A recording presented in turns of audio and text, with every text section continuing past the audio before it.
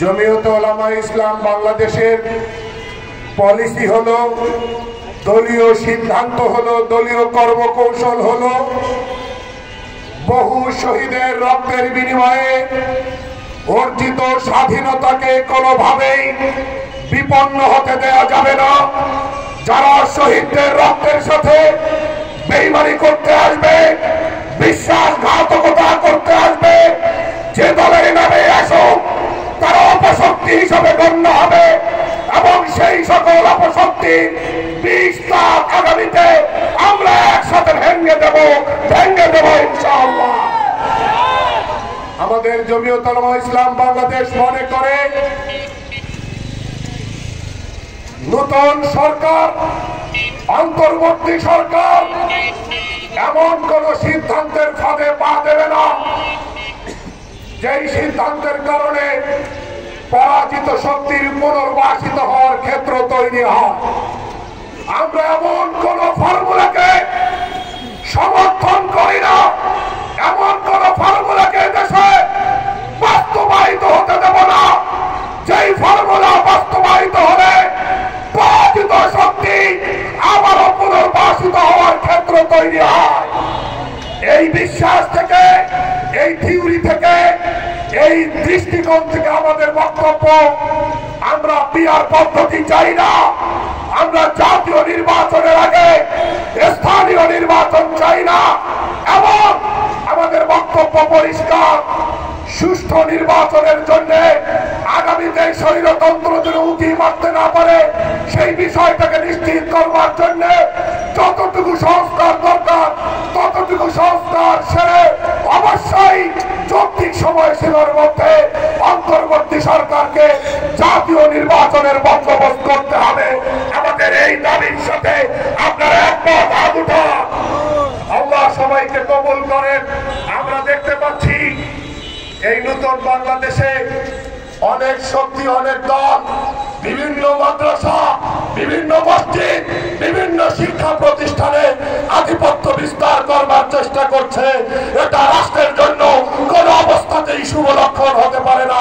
আমি প্রশাসনকে, সরকারকে এই সব বিষয়ে সতর্ক দৃষ্টি নিবদ্ধ করার আহ্বান জানাচ্ছি। পরিশেষে আমি স্পষ্ট বলতে চাই, আজকের মঞ্চ থেকে জমিয়তে উলামা ইসলাম বাংলাদেশ একটি 105 বছরের ঐতিহাসিক দল হিসাবে এই ভারতবর্ষের স্বাধীনতা আন্দোলনে নেতৃত্ব দানকারী ঐতিহ্যমণ্ডিত দল হিসাবে জমিয়তে উলামা ইসলাম বাংলাদেশ আগামী জাতীয় নির্বাচনে লড়বে। গাজীপুরের প্রত্যেকটা আসন থেকে আমরা প্রতিদ্বন্দ্বিতা করবার প্রস্তুতি নিচ্ছি। গাজীপুর 2 থেকে মুফতি নাসির উদ্দিন খান কেন্দ্রীয় সহ সাংগঠনিক সম্পাদক লড়বে। গাজীপুর 5 থেকে দলের কেন্দ্রীয় যুগ্ম মহাসচিব মাওলানা মতিউর রহমান গাজীপুরী সাহেবের প্রতিদ্বন্দ্বিতা করার কথা রয়েছে। এইভাবে কালিয়াকৈর থেকে মাওলানা এমদাদ এবং শ্রীপুর থেকে মুফতি আবু বকর সিদ্দিক সহ অনেক যোগ্য প্রার্থী আমাদের নির্বাচনের ময়দানে অবতীর্ণ হওয়ার ব্যাপারে আমাদের মধ্যে ইতিমধ্যে অনেক দূর আমরা আলোচনা এগিয়ে নিয়েছি। আপনারা আগামী দিনে নির্বাচনের মাঠে বিশ্বস্ত, পরীক্ষিত জনপ্রতিনিধি নির্বাচিত করার লক্ষ্যে আপনারা দলের দেয়া প্রার্থীদের পাশে থাকবেন, এই আশাবাদ ব্যক্ত করে আমি আমার সংক্ষিপ্ত বক্তব্য শেষ করছি। জি, মুফতি নাসির উদ্দিন খান, ধন্যবাদ। সম্মানিত উপস্থিত,